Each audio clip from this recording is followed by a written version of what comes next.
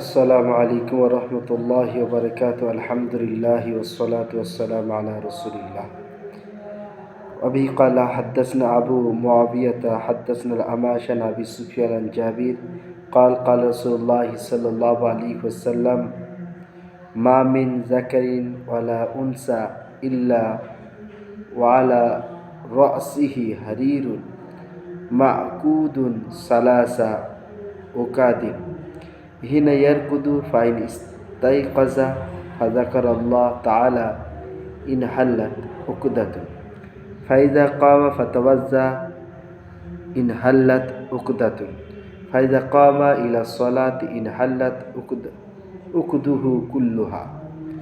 হযরতে জাবির রাদিয়াল্লাহু তাআলা আনহু বর্ণনা করছেন যে রাসূল পাক সাল্লাল্লাহু আলাইহি ওয়াসাল্লাম বলেছেন, যখন কোনো পুরুষ বা মহিলা ঘুমায় তখন তার মাথার উপরে 3টে গেরো বেঁধে দেওয়া হয়। এটা আল্লাহু আলম গেরোটা কীরকম আকারের হয়।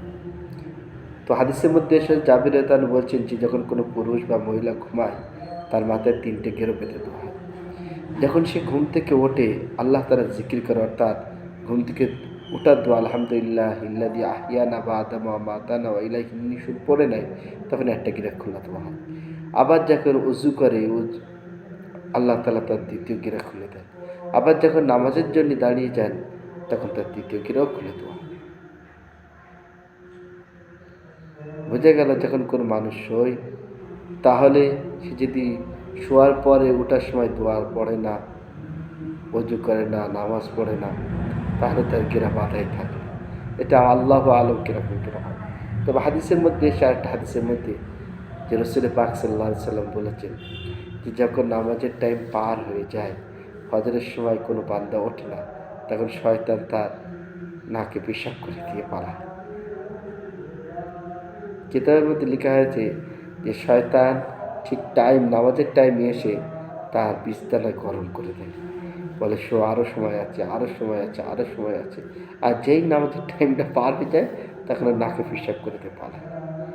তাহলে বোঝা গেল যে শয়তান মরদুদের আল্লাহ তাআলা যিনি কোরআনে বারবারই বলেছেন ইন্নাশ শাইতানা লিল ইনসানি আদুউম মুবিন, যে শয়তান হচ্ছে মানুষের খোলা দুশমন, বড় দুশমন, প্রকাশ্য দুশমন। আর এমন দুশমন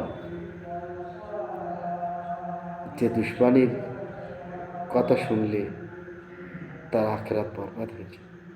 আল্লাহ তাআলা আমাদের সকলকে শয়তানের ওয়াসওয়াসা থেকে হেফাজত করুন, আমিন। আল্লাহ তাআলার খাস রহমত ও দয়া আমাদের প্রতি করুন। এর জন্য আমাদের সকলকে আল্লাহ তাআলা তিনার হাবিবের প্রতি দরুদ এবং তিনার দিকে রুজু হওয়ার আমাদের সকলকে তৌফিক দান করুন। আসসালামু আলাইকুম।